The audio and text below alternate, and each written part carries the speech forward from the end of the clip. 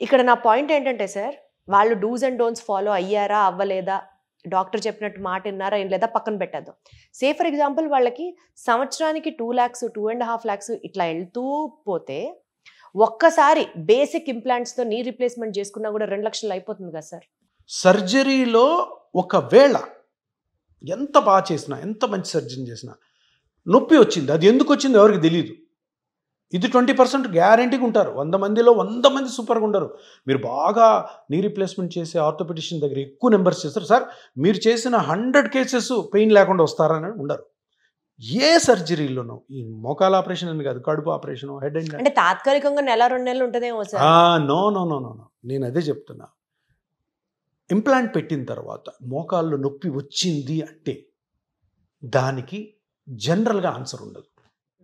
వాళ్ళు ఎక్స్రే తీస్తారు, బాగున్నాయమ్మా ఇంప్లాంట్స్, ఇంకా ఇంతే అంటారు. ఎందుకంటే ఇటువంటి పేషెంట్స్ నా దగ్గర రోజుకి ఒకరిద్దరన్నా వస్తారు ఇంప్లాంట్ పెట్టుకొని.